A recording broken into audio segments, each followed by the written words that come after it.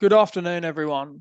Today, my group and I will be presenting our responses to the questions outlined by Matthew Guilford in his industry lecture on Woolworths Group. My name is Hugo, and today I'm joined by Alessia, Giselle, Ishan, and Rahul as we delve into the intricate dynamics of global talent acquisition and global mobility. First off, I will be talking about the global mobility function and the support it provides to the talent team. Then Alessia will outline some of the key challenges in sourcing talent overseas, followed by Giselle, who will discuss strategies businesses can utilize to ensure people hired overseas succeed. Ashan will then provide details on how the global mobility function can reduce its environmental impact. And finally, Rahul will discuss the more micro-related problems associated with global mobility. So first off, what is the global mobility function and how does it support the talent team in hiring internationally? Well, the global mobility function at Woolworths Group plays a crucial role in the complex landscape of international hiring. Essentially, it acts as the bridge between talent acquisition and the talent team. Before extending a job offer to a prospective international candidate, global mobility must identify the relevant challenges and offer valuable insights to the talent team. In the preliminary phase, the global mobility function supports the talent team in understanding potential relocation costs, bottlenecks, immigration requirements, and other nuances specific to hiring from a particular country or region. This preparatory consultation ensures that talent acquisition teams are not navigating in the dark and can preempt potential pitfalls, making the hiring process more streamlined and efficient. A primary consideration of the international hiring process is ensuring that the candidate possesses the legal right to work in the hiring country. Here, the expertise of the global mobility function is paramount. The goal is clear to ensure the candidate is onboarded in a timely fashion, fully compliant with all local regulations. However, whilst this is a salient factor of the function, the role of global mobility at Woolworths Group isn't confined to just paperwork and legalities.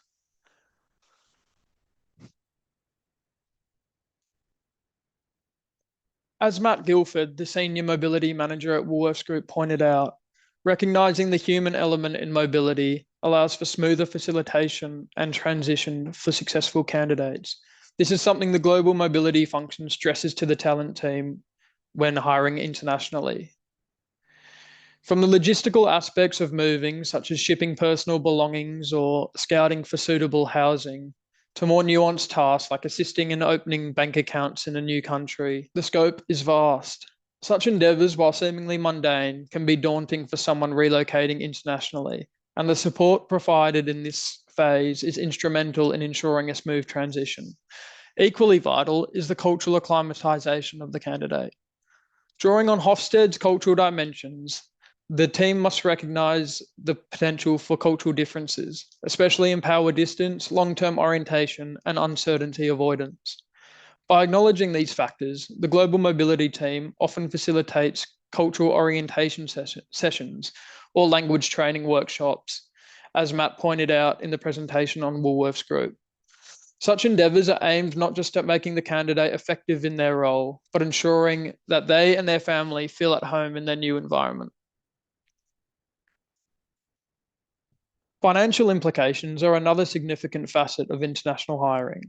The global mobility function allows the talent team to access different countries' taxation structures and codes, which they must abide by. Working abroad can have multifaceted tax implications. The global mobility team, armed with expertise in this domain, guides the candidate and the talent team, respectively, through these murky waters, so to speak.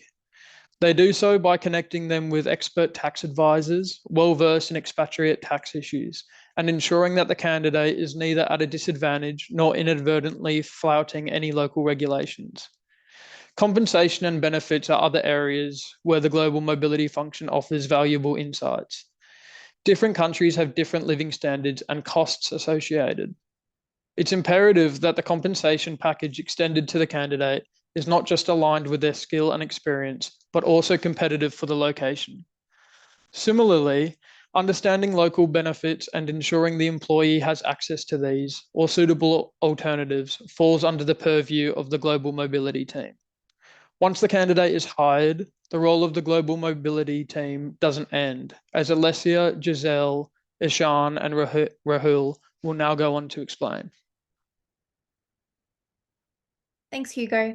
Hi, everyone. My name is Alessia, and I will be examining some of the key challenges that are associated with sourcing talent from overseas, despite the positive impacts it can have for companies such as the Woolworths Group.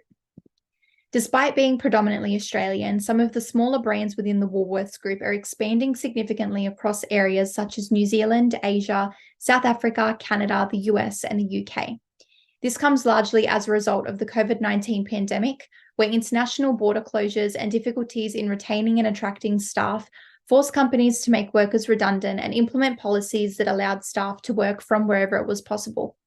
The pandemic led to a skill shortage in Australia, where companies such as the Woolworths Group were forced to look beyond national borders to attract talent internationally. Cost pressures also impacted the global mobility sector of the Woolworths Group and forced them to restructure their processes and strategies to avoid financial loss. Although this has been mostly successful in allowing companies to continue operating and generating revenue, it does not come without its challenges. A key challenge when hiring employees internationally involves various employment and taxation laws. Global mobility is part of human resources, which must coordinate with other functions of a business, such as legal, payroll, talent acquisition, tax, and immigration. To create a global competitive advantage, the actions and policies of a company must link to the objectives of the organization, as well as each business function. A key challenge presents itself when considering talent from outside the business's home country, in this case, Australia and New Zealand, to ensure consistency throughout the company for the purposes of training, employee rewards, termination, work hours, communication channels, and remuneration. A pestle analysis of the Woolworths Group from a political, legal, and economic perspective shows that a key challenge for companies sourcing talent from overseas is complying with different employment laws across varying jurisdictions. The Woolworths Group must assess matters such as the payment and taxation of employees, appropriate leave conditions and entitlements, working hours in different time zones, and which public holidays the worker will follow. The Woolworths Group must consider whether compensation for employees will be aligned with the home or host country, as well as whether any additional benefits such as allowances or support will be provided. General employment tax compliance is a smaller issue for the Woolworths Group, considering they are currently conducting short-term remote work contracts, and so the regulation and reporting obligations for applicable tax is less prevalent. However, should the Woolworths Group provide long-term remote contracts, this will become a greater challenge for their business functions to adhere to. A second challenge involves the differences in culture. In order to be culturally inclusive, a single approach to business operations does not always work, and the Woolworths Group may encounter challenges if applying one recruiting strategy to all geographical locations. General standards of living, working conditions, and education and skill levels are key factors that must be acknowledged and accounted for and will require Woolworths Group to adapt their international market entry strategies. This may become a challenge for the Woolworths Group in spending time and money engaging and communicating with different cultures that can impact communication and retention strategies, training, and research and development. For example, communication styles and cultural nuances between countries may differ, and one may prefer a formal style of communicating and perceive it as disrespectful if someone from another culture does not reciprocate the same style of communication. The social and environmental aspects of a pestle analysis can assist in determining what strategies will be effective for the cultural sensitivity of the Woolworths Group. Greater cost expenditure in training and development will equate to a more diverse and culturally sensitive company and avoid cultural misunderstandings, which will allow for employee retention and company success in the long term. This may be in the form of a consultant who is familiar with the culture and establishing business relations overseas who can assist in correcting policies and processes to foster a culturally inclusive environment for all employees, no matter the geographical location. A final challenge for the Woolworths Group involves the costs of international recruitment, training, and development. Each country has varying regulations on the local recruitment processes that are allowed according to custom and domestic law. Further funding by the Woolworths Group ensures that research into these norms and standards are adhered to when searching for talent overseas. Investment into research and development can be costly for the Woolworths Group to ensure compliance with advertising disclosures, intellectual property rights, and user privacy protections when trying to retain international talent.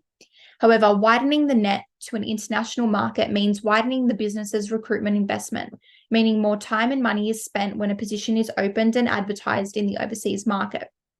Using a SWOT analysis, strengths and opportunities can be found in using these resources to hire skilled workers that will fit the candidate's role successfully and generate revenue for the company, outweighing any financial loss of the recruitment initially. However, despite these challenges, Giselle will now examine how the Woolworths Group can support overseas recruitment and ensure their success. Thank you. Okay, thank you, Alessia, for establishing those challenges in context.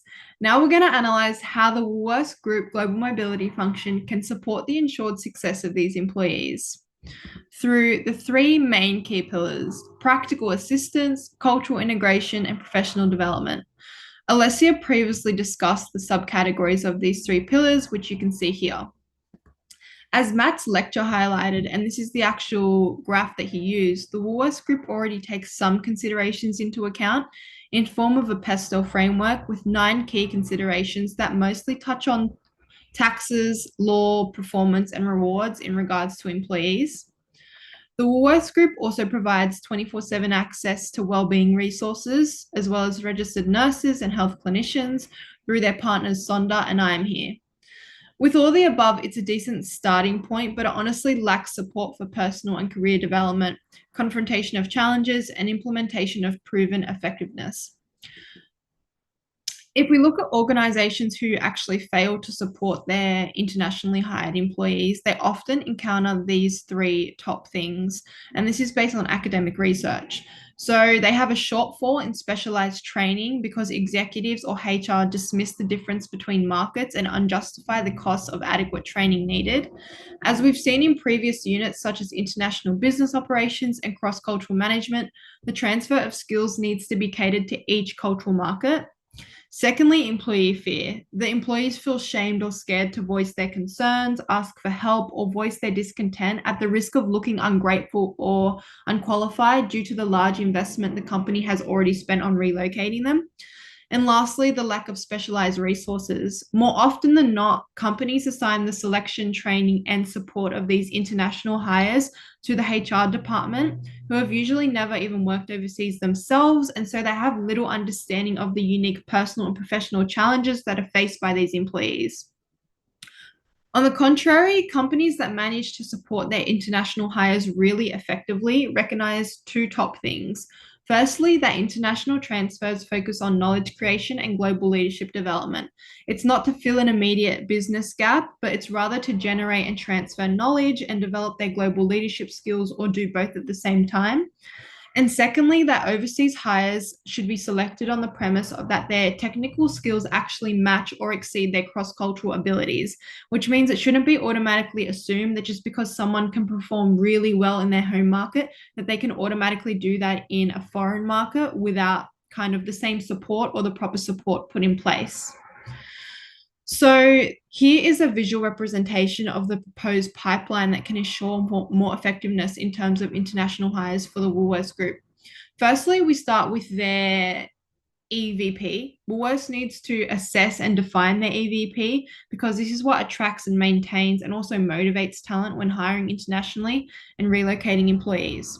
This encompasses their compensation benefits, career development, work environment, and work-life balance. A well-crafted EVP makes an international relocation more attractive and manageable for an employee. An analysis to identify the cultural differences between the home country and host country to assess variances to guide a few things. Firstly, the choice of hiring market. Secondly, the hiring of the actual employee. And thirdly, the training required. This sets expectations for required resources and effectiveness. The Woolworths Group also needs to design and provide cultural intelligence training to help employees understand the cultural nuances of their new location, and this enables them to communicate effectively and work efficiently in that market. Then they would move into a gradual transition process where the employee undertakes short-term assignments in the new market before the actual transfer or transfer to a management role. And this allows familiarization with the new environment, reducing the shock of relocation, but it also puts into practice the cultural intelligence training that they underwent. And lastly, but this is also at the beginning and end of the process, because this is an overall strategy for Woolworths as a whole. Their transnational strategy, they need to have a dedicated internal team whose focus is to actually leverage both global efficiency and local responsiveness by providing cultural training, knowledge transfer of the local market, the standards and the procedures that are in place. And if needed, they might need to do linguistics training. This team should be a specialized team of local consultants or employees who can understand both markets.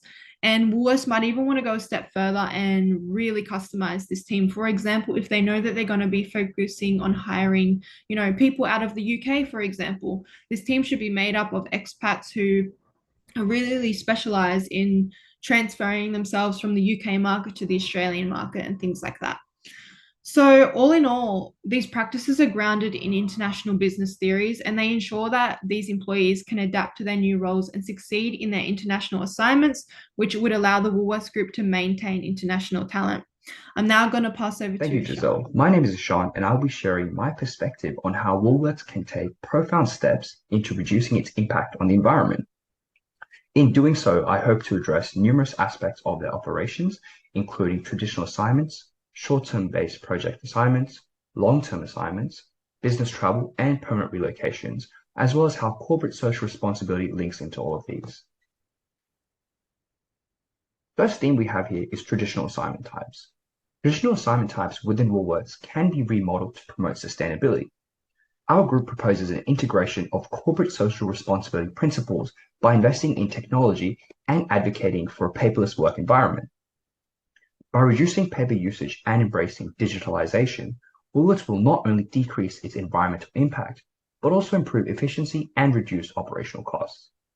Moreover, a corporate social responsibility focused approach to traditional assignments involves working with a culture of sustainability among employees. Woolworths can encourage recycling practices and reduce energy consumptions within its offices by environmentally focused posters, as well as housekeeping meetings that are done frequently. Employees' engagement programs can be introduced to motivate staff to adopt more sustainable practices in their day-to-day tasks without affecting productivity. The next theme we have here is short-term project-based assignments. Short-term projects at Woolworths should also prioritize sustainability. To achieve this, the company can create project teams that include sustainability experts, ensuring that environmental concerns are embedded in the project planning and execution.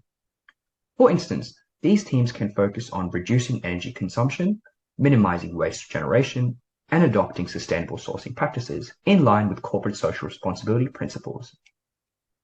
All of these can be done by obtaining customer feedback and launching customer loyalty programs with incentives. In addition, we do recommend setting specific environmental performance metrics for these projects.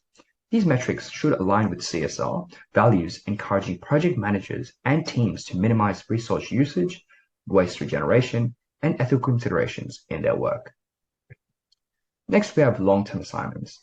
These often involve employee relocations, and Woolworths can incorporate CSR by offering comprehensive relocation packages that emphasize sustainability. Employees can be guided to select eco-friendly housing, reduce commuting distance, and choose homes with energy-efficient features, which in turn make a substantial difference. These initiatives not only support environmental sustainability, but also enhance the quality of life for employees and their families, aligning with corporate social responsibility values. Furthermore, CSR can be integrated into long-term assignments by providing support and training for employees to adopt sustainable living practices in their new locations. These could include information on local public transportations, access to recycling facilities, and guidance on reducing their carbon footprint. This not only encourages sustainability, but also helps employees settle into their new homes more easily and supports community engagement and sustainability initiatives.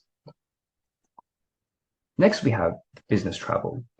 Business travel is a significant contributor to a company's carbon footprint, and so Woolworths can easily integrate corporate social responsibility into business travel through a reduce, offset, and optimize approach. Firstly, the company should focus on reducing the need for travel through the use of virtual meetings and telecommunicating wherever possible. This reduction approach aligns with corporate social responsibility values by reducing the company's carbon emissions and helping cut unnecessary pollutants. When travel is necessary, Woolworths can offset the carbon emissions by investing in renewable energy projects or reforestation efforts. Offsetting emissions is a direct application of CSR principles, demonstrating the company's commitment to environmental sustainability. Moreover, Woolworths can optimize travel arrangements by encouraging employees to select sustainable transportation options, choose eco-friendly hotels, and minimize single-use plastic consumption during their business travels. These practices not only promote CSR, but also align with Woolworths' commitment to environmental conservation. The next point we have is the last one, so permanent relocations. This can be a complex process, and Woolworths can integrate corporate social responsibility by providing relocation support services that prioritize sustainability. The company can offer information and incentives to employees to choose homes with good access to public transportation and implement recycling programs in new neighborhoods and select energy-efficient housing options. These initiatives demonstrate Woolworths' commitment to sustainability whilst also supporting employees in making eco-conscious choices. In conclusion, this presentation demonstrates the way in which Woolworths will be able to take advantage of our group's knowledge and skills set and in turn reduce its carbon footprint by adopting the suggested themes. By simply promoting high usage of recycled goods and increasing public transportation or greener transportation, as well as supporting eco-friendly houses and projects, our team will be able to increase Woolworths' efficiency via the corporate social responsibility framework without affecting profit and reputation. Up next, we have Rahul. Thank you. With this, we are now at the end of our presentation. We've gone through Woolworths Group with a combination of our responses and questions we'd like to pose ourselves. Hugo started us off with explaining about global mobility and how it supports the talent team in hiring internationally. Then Alicia continued by explaining the key challenges in sourcing talents from overseas, like employment and taxation laws, as well as consistency among employees and cultural differences. Giselle then went on to explain how WG, despite all of these problems, can still support overseas recruitment and ensure their success. Giselle talked about what Woolworths is already doing, the challenges, as well as a solution framework that would solve all of these problems. Then Ishan went ahead and talked about a different aspect, about how Woolworths can reduce its impact on the environment. He explained this based on the different possibility assignments, as well as business travel and permanent relocations. Finally, I tried to tie it all together by talking about the nitty-gritty details that my team members didn't have time for and providing a host of micro issues for Woolworths that aim to add our analysis. By doing all of this, I believe that we've done through a thorough job in explaining all of these problems and linking solutions we've learned through the course to explain our proposed frameworks and methodologies. Thank you for being such a wonderful and attentive audience. Thank you, Shan. My name is Rahul, and I'll be giving the final touches on this presentation by talking more about the micro problems that have been raised about the Woolworths Group that have only been talked about briefly by my other members. This will include things like lack of proper policy, vastly differing time zones, and problems of fraud gathered from Matthew Guilford lecture on Woolworths Group. The first point is a lack of proper policy about how things like KPI measurements, rewards, and recognitions are measured. These are changed as the workplace shifts towards a more hybrid approach. The problem lies in the fact that the ways that we track progress of employees in the workplace do not apply on a one-to-one scale in an online environment. There have been different attempts made by WG as well as other international brands, but an outcome that is fair to both the employer and the employee is yet to be established. Secondly, differing time zones can make communications almost impossible. Matt himself was someone who had a brief stint of remote work in the UK. The time difference had made it so that he had to wake up at 4 a.m. just to talk with his clients on the phone to match Australian times. This is true for other countries which Alicia mentioned, like the US and Canada, where the time difference is 15 hours. While more back-end roles may find a remote-leaning hybrid easier to work with, the problem for forward-facing employees has not been addressed beyond working half days or at different times. The third point is culture issues that move towards holidays and timings. Alicia has mentioned this too, but I'd like to add a further problem that by introducing foreign employees, there can never be a standardization of holidays for them. There's Mardi Gras, Christmas, Diwali, Easter, Holi, and more. This leads to a request in holidays and time offs by employees, which are a sensitive issue for them.